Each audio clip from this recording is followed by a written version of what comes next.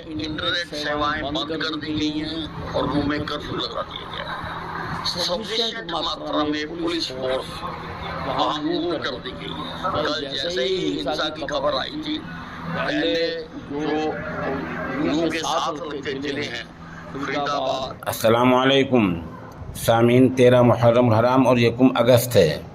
ख़बर का उन्वान है नूह तशद्दुद के बाद मेवात और हरियाणा में अब तक क्या क्या हुआ है।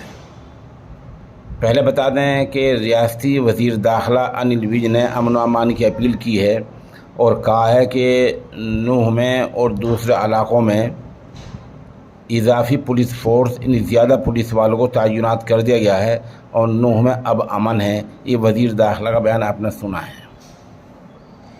उधर बादशाहपुर गुड़गांव की कदीम मस्जिद को दंगाइयों ने आज भी घेरा है।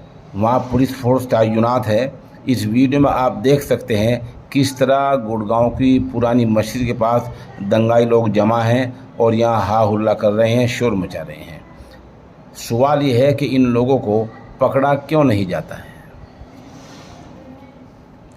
इमाम हाफिज़ साहब को जैसा हमने बताया था पहले, रात शहीद कर दिया गया है।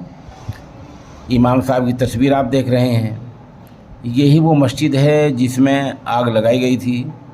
इमाम साहब की उम्र सिर्फ 22 साल थी। हालांकि पुलिस ने भरोसा दिलाया था कि मस्जिद की हिफाजत की जाएगी। ये हमला वहाँ रात तकरीबन 12:30 बजे हुआ है। इमाम साहब की शहादत की तस्दीक मुफ्ती सलीम साहब ने की है।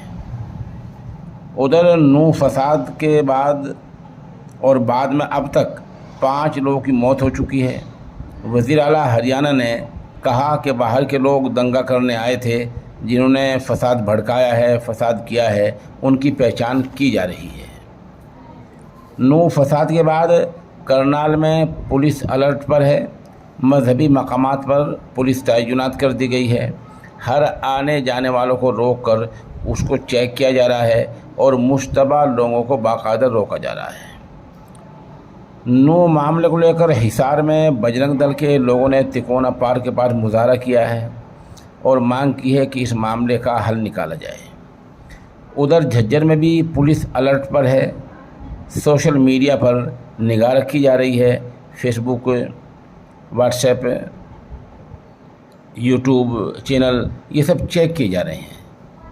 इस पूरी खबर के लिए वहीं से समाजी कारकुन सहाफ़ी मौलाना मोहम्मद साबिर कासमी हमें राब्ते में हैं। वो बता रहे हैं कि हालात पुरअमन हैं। अभी भी गरचे कहीं कहीं तनाव हैं और आला अफसरान ने अमन कमेटी की मीटिंग भी बुलाई है, जिसमें आफ्ताब अहमद साहब मेंबर असम्बली हैं। उधर चौधरी जाकिर जो साबिक मेंबर असम्बली हैं, बीजेपी लीडर हैं, और बहुत सी लोगों को इस मीटिंग में बुलाया जा रहा है। और आला पुलिस अफसरान अमन व अमान की अपील भी कर रहे हैं और अमन व अमान का रास्ता भी निकाला जा रहा है। हम फिर गुजारिश करेंगे कि रात गुड़गांव में और सोहना में जिन पुलिस वालों की कोताही से और गफलत से इस तरह का काम हुआ है, उनको जवाबदेह ज़रूर बनाया जाए। जितनी खबरें हमने बोली हैं, हम उन तमाम जगहों की तस्वीर भी आपको साथ साथ दिखा रहे हैं।